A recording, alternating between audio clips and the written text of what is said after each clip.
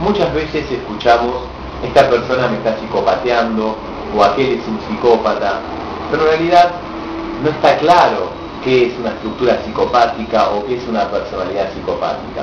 Pues bien, lo que haremos ahora es hacer un recorrido, un breve recorrido de los signos más relevantes de esta enfermedad, que hoy en día está realmente muy extendida. En primer lugar, quiero hacer una aclaración. Solamente un profesional puede diagnosticar un psicópata. Lo que haremos ahora es una síntesis de algunos signos para poder identificar a un psicópata, para poder darse cuenta si uno está frente a un psicópata, pero de un modo muy genérico, de un modo muy general. Repito, quien realmente puede diagnosticar la existencia de un psicópata es un profesional. Ahora simplemente haremos un recorrido de algunos signos bastante relevantes en cuanto a esta patología. En primer lugar, los psicópatas se caracterizan por ausencia de culpa, vergüenza o remordimiento. El psicópata no siente culpa, así de terrible y así de simple. Él es una persona profundamente irresponsable. Las cosas que va a hacer, las cosas que va a efectuar, no le van a producir ninguna culpa en caso de que haya daño. Primera característica. Segunda característica. Son personas inteligentes, bastante inteligentes, pero no aprenden con la experiencia. Esto significa que si por ejemplo cometen un error o se equivocan en algo, es probable que persistan en eso. Tenemos el caso de los delincuentes. La mayoría de los delincuentes son todas personalidades psicopáticas.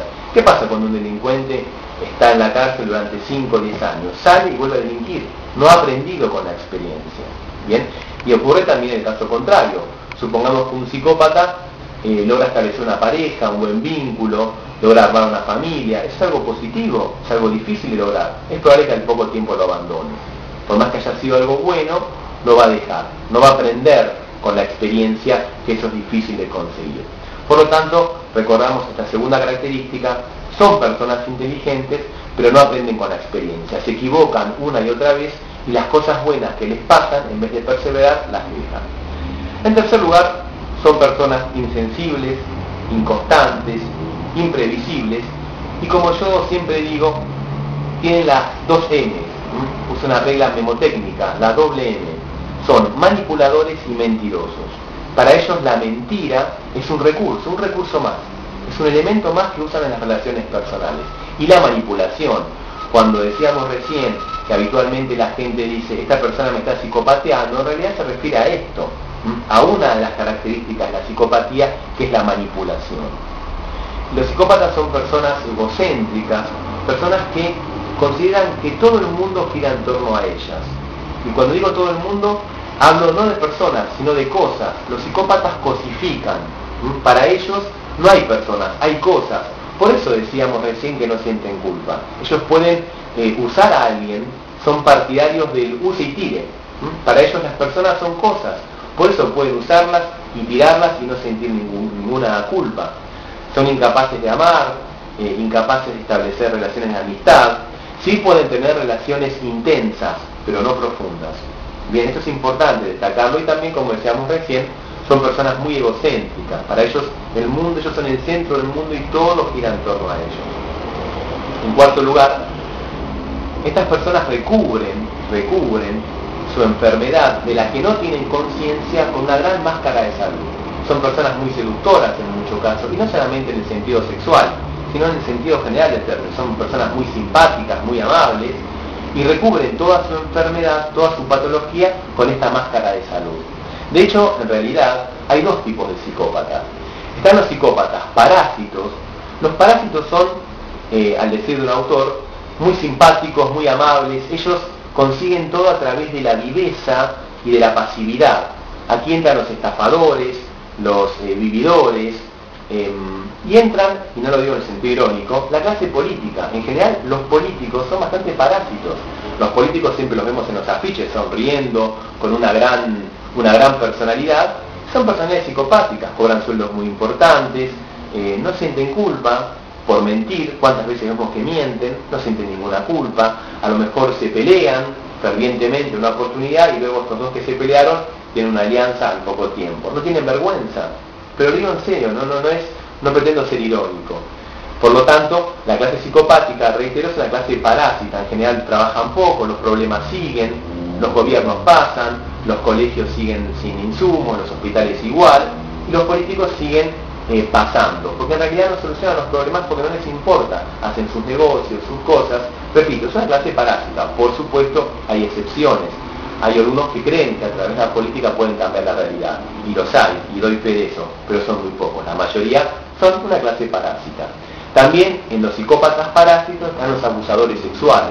Los que abusan sexualmente de los niños lo hacen a través de juegos, de engaños, de manipulaciones, de mentiras. No le cuentes a tu papá. Aquí está lo que es el psicópata sexual. Y después está el otro tipo de psicópata, que son los depredadores. Estos sí son los psicópatas que a lo mejor muchas veces vemos en televisión cuando a una persona la matan para robarle la bicicleta. Lo hacen a través de la violencia y no sienten culpa. ¿Murió alguien? No sienten culpa. Son ladrones, delincuentes, asesinos. Habitualmente son todas personalidades psicopáticas. El violador, que también entra dentro de la línea del psicópata sexual, justamente no siente culpa. Viola a una mujer, viola a una niña, a un niño y se va tranquilo. No es que tiene cargo de conciencia, no le pasa nada. Por eso, repito, muchas veces es muy difícil diagnosticar una personalidad psicopática.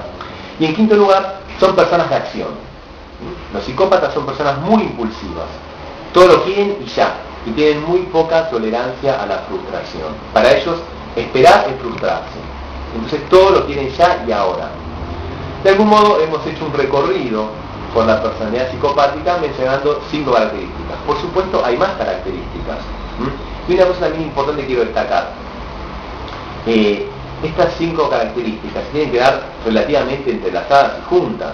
No porque una persona, por ejemplo, sea seductora o simpática, es una personalidad psicopática, ¿bien? O no todos los impulsivos son psicopáticos. Hay personas que son impulsivas, primarias, y después sienten culpa, se sienten mal. Es decir, para poder estar frente a un psicópata tenemos que ver las 5 características y algunas más entrelazadas, funcionando casi al mismo tiempo, ¿verdad?